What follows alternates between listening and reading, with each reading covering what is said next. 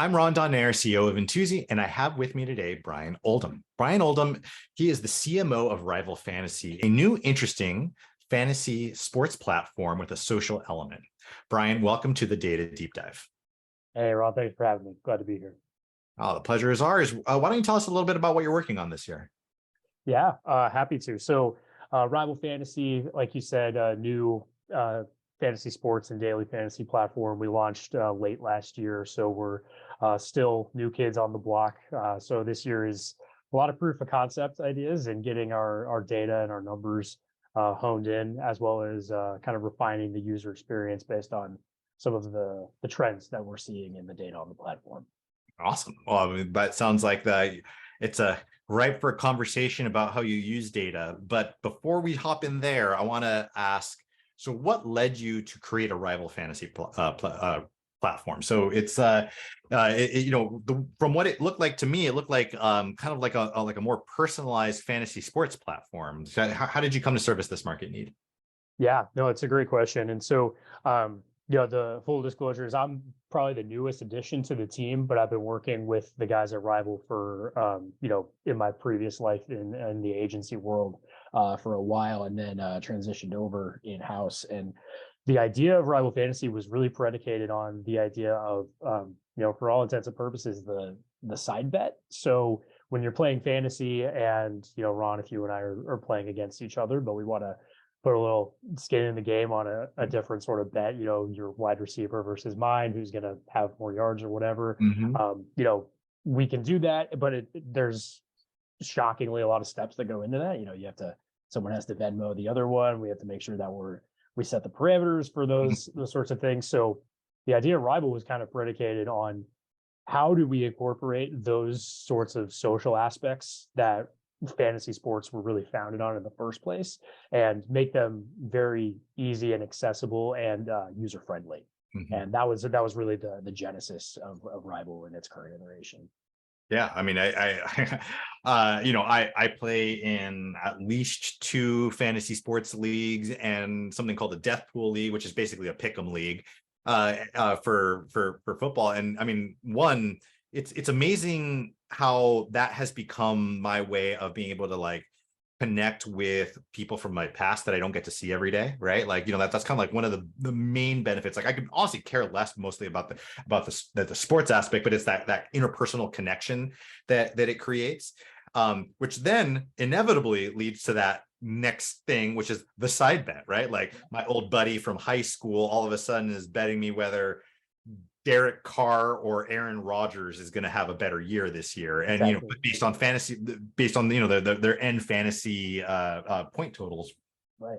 Which adds its own complexity, it adds its own storyline drama. So it's always kind of nice to have that in it. So I can see a need for this, and I can see people using it in a particular way.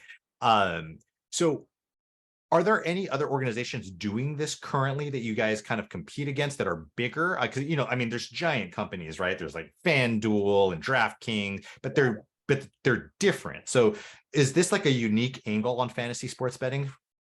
Yeah, and some other folks are doing it in one way or another. There's a lot of new entrants into the space that are focused on social sports betting. So in the delineation comes sports betting versus fantasy, and game of skill being the latter, right? So, but there are some other folks doing this in the space, but nobody's doing it to the degree that we are, where one of our games is really centered around being able to have a one-on-one interaction with friends, and then it brings back like you were saying, the social aspect. And let's say, somebody from your past doesn't really care about football, but we have baseball, we have basketball right now too, and we're expanding the offerings there, which I think makes it a little bit different, because there's going to be a little bit of something for everyone, regardless of kind of how you feel about one sport or another.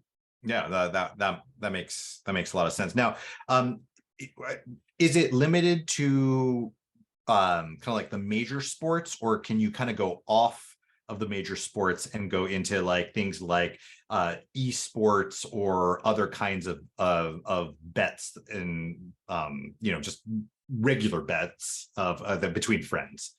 Yeah. So The short answer is yes, you can.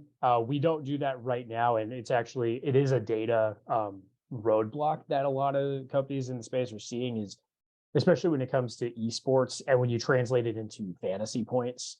Yeah. There's a data feed, and full disclosure, I'm not as well versed in the back end stuff, but Mm. when you go from, okay, we need a live feed to say, okay, this is what's happening in Counter-Strike Go right now, for Right. example, and then the scores then translate into fantasy points, and then the fantasy points move into the platform. Yeah. So it's harder the further out you get from what people would consider the main pillars of sports. Gotcha. So here in the US, it's baseball, basketball, American football, and then you could argue hockey, golf, UFC all kind of fight for that Yeah. that fourth, fifth spot. Soccer as well. So Right. so yeah, it's you definitely can. It's just a matter of, do you have the right resources as far as your data feeds are concerned, Mm-hmm. and then also making sure that if you're promising live updates as the games are happening, the matches are happening, is your feed consistent enough to provide the users Sure. that information? Oh, that makes sense. Well, great. Can you walk us through as kind of like a specific use case on how you use data-driven decision making in your platform? Absolutely. Yeah. So we're still working out the kinks, as I alluded to earlier, being a new company.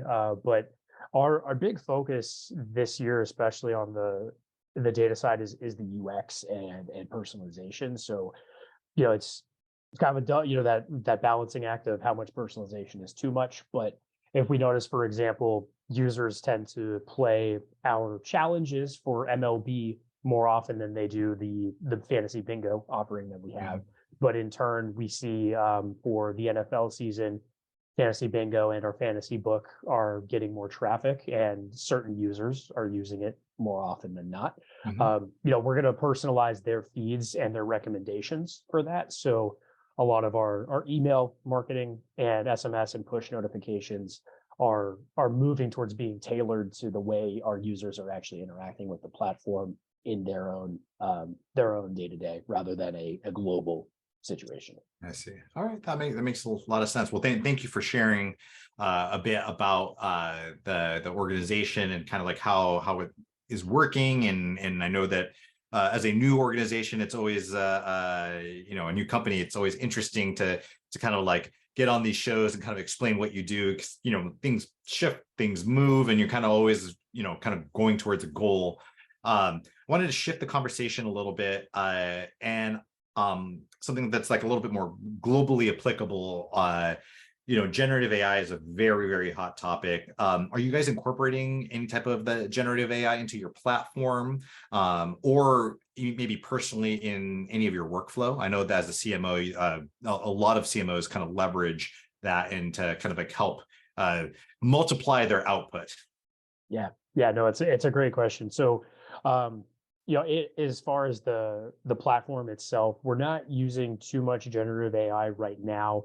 We are using a lot of business intelligence kind of to get us to that personalization aspect. So, learning, what odds or not odds necessarily, but what projections are too high, too low, figuring out what are deterrents, and in turn where people are playing or moving away from playing on some sort of game and the like. So a lot of machine learning things are being applied on that front. So close to the generative AI, it's in the same ballpark, I think. And then for the marketing side, there's a new tool every day, it feels like. And obviously ChatGPT and Midjourney, they're kind of the tour de force right now. So ChatGPT is really good for getting ideas and trying to get the general outlines of a lot of our content, a lot of our ad copy. But we do have the hindrances, right, of how far back does the data go? It's not necessarily live updating with things like player stats and the like in its current form. Sure. Which presents a unique challenge in a space like ours, which I wouldn't have thought of when I started using ChatGPT.